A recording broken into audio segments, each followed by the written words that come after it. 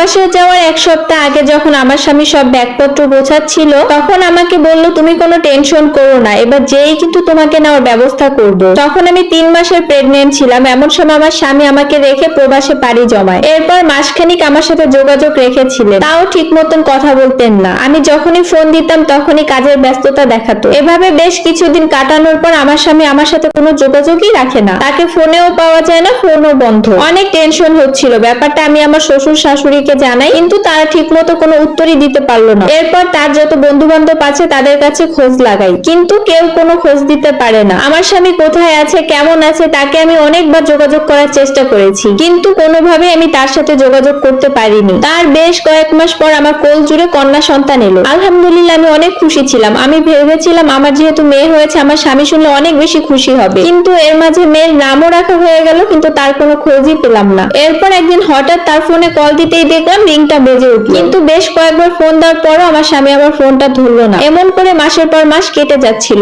এর ভেতর আমার মেয়ের প্রথম কথা বলা, প্রথম হাঁটা, প্রথম মা বলে ডাকা, সবকিছুই আমি একা উপভোগ করতে লাগলাম। কিন্তু তার বাবাকে কখনোই আমার এসব দেখানোর সুযোগটা হয়নি। হঠাৎ করে একটা মানুষ কিভাবে উধাও হলো, এই একটা বছর হলো তার কোনো খোঁজ নাই। সে কি আমার সাথে কোনো কারণে রাগ করেছে? তার মা বাবা বন্ধু বান্ধব কেউই আমাকে কোনো কিছু জানায় না। কোনো কিছু জিজ্ঞাসা করলে তারা চুপ করে থাকে, বলে আমরা কিছু জানি না। তবে এর মাঝে আমার শাশুড়ি বহুবার চেষ্টা করেছে ওই বাড়ি থেকে আমাকে তাড়িয়ে দেওয়ার জন্য। এই ঘটনা জানার পর আমার বাবা আমার শ্বশুর বাড়িতে আসে, এসে আমাকে নিয়ে যেতে চায়, কিন্তু আমি যেতে একদমই রাজি হই না। হয়তোবা আমার স্বামী আমার সাথে কোনো কারণে রাগ করেছে, তাই আমার সাথে যোগাযোগ করে না, কিন্তু একদিন না একদিন তার রাগ ভাঙবে। তারপর আমার বাবা আর আমাকে নিতে পারেনি। আর আমার বাবা যাওয়ার সময় বলে যায় তার মেয়ে আর তার নাতনির সমস্ত খরচ সে দিবে, তাদের কোনো খরচ দেওয়ার দরকার নাই। এভাবে বাবার কাছ থেকে টাকা নিয়ে চলতাম। মেয়েটা আস্তে আস্তে বড় হচ্ছে, স্কুলে ভর্তি করলাম। দেখতে দেখতে 10টা বছর কেটে গেল। আর এই 10টা বছর যে কত কিছু হয়েছে, কতটা কষ্ট করেছে, কতটা চোখের পানি ফেলেছে, তা এখন শুধু গল্প মাত্র। হঠাৎ একদিন জানতে পারলাম আমার স্বামী দেশে ফিরবে। এই কথা শোনার পর আমি যে এত পরিমাণে খুশি হয়েছিলাম, তার প্রতি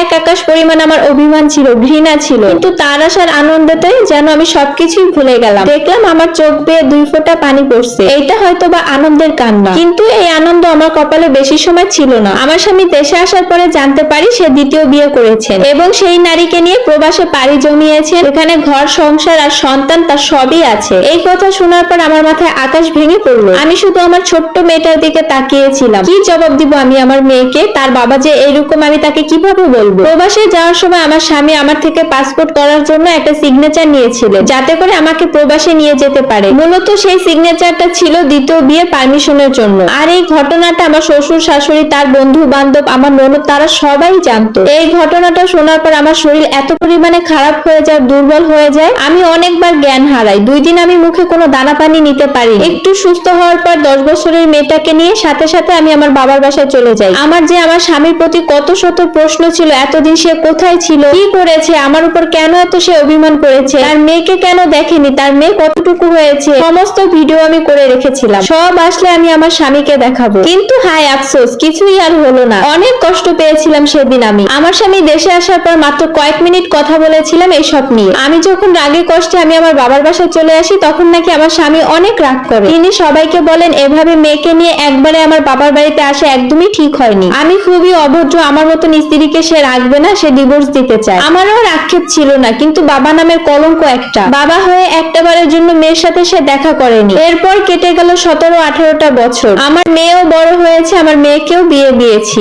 আমার মেয়ের কোল জুড়ে একটা পুত্র সন্তান হয়। আর সেই সংবাদ শুনে আমার স্বামী সেই এত বছর পর তার মেয়েকে দেখতে আসে। আমার মেয়েটাও তার বাবার উপর অতটা রাগ করেনি, কারণ তার বাবার এত সব কাহিনী কোনোদিনই আমি আমার মেয়েকে বলিনি। আমার মেয়ের মুখ থেকে শুনেছি তার বাবা নাকি এখন আমার সাথে দেখা করতে চায়, আমার সাথে একটু কথা বলতে চায়। তার বউ বাচ্চারা নাকি এখন তার আর খোঁজ নেয় না। খোঁজ না নেওয়ারই কথা, কারণ সে প্রবাস জীবনে যত টাকা পয়সা ইনকাম করেছে সবকিছু তার ওই বউয়ের নামেই করেছিল। বউটা নাকি দেখতে অনেক বেশি সুন্দরী, বউ যা বলতো তাই শুনতো। আজকালের পরিবর্তনে সেই বউ নাকি তাকে এখন ছেড়ে চলে গিয়েছে। আর যাই হোক, মৃত্যুর আগ পর্যন্ত এমন পুরুষের ছায়াও পাড়াতে চাই না আমি। আর এই স্টোরিটা একটা আপুর লাইফ থেকে নেওয়া।